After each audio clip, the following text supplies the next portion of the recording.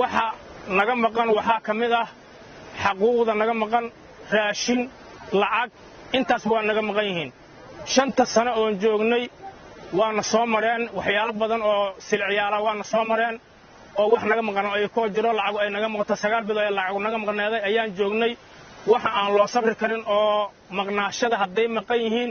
meel kasta ay joogaan ad ku doodi karto waxa kamid ah oo raashinka la cunayo oo daruuriga ah raashinkaas wuxuu naga maqan yahay 4 bilood 4taas bilood oo naga maqan yahay intaas waxaan ku waa silcaasan isaga noolayn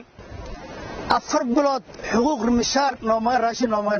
nagnaftay mishaar kuma dhimal laakiin olool faaruq adna baahan hamiiki waa ka buur soo jiifada salaaso bil soo jalay garaanki buur nixenji wayn maqaayada diin ku wayn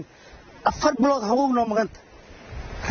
baas walba ma garan laakiin raashiki uu la nikareen jido difaacadu kor mooy maanya ku ahayn meel kala maray allahayn intan ciidan 2014 bish 8 October baraakuyn 4 iyo ahayd liiti bilad soo jal 5 sano 4 bilood baraakuyn wasiir suuda madaxweyne hal mar niikoy hal mar madaxweyne koy laakiin baraal qosajir ilaa sirtur wasiir ku xiyay gaashaaniki dubay niikoy walaa nisiimadi baas latan kamani amarkan gurnagadaay ciidanka xoogga dalka Soomaaliyeed waxaan u maleynayaa reebaraha markaan ama ciidanka aan dib noo gooniyahay oo dheer jira macna 5 sano oo aan baraawo joogno waxaan u maleynayaa 1 sano oo aan bari faysano 4 sano oo kale bari wax nooga yimaada oo ama gaariya ama saada ama wada ma aanaysan macna waxaan galeynaa bad bari ismaan dhaqaanin meeshaan hadda aan taaganahay oo xeebka oo aan taaganahay 45 baan ku tageynaa oo dhiigayniya oo garafkayniya oo dhacankayniya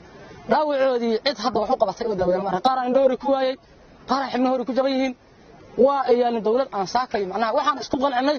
dawladayna iyo tabarteera iyo taalkeena inta leeyahay macnaha qof aan saaka ku dacwooyino gooni ma aysan jirin afar walxaatoon loo dheer oo saakay aan isla ciidanka ugu gudbantay jirtay waa badan 4 sano oo nabadii aan isaqanin waxaan nasiib xumaa ah oo intaas dheeriya ayadoo wal anaga mushaarkeena $100 ahay lama arag askari ka tirsan xoogga dalka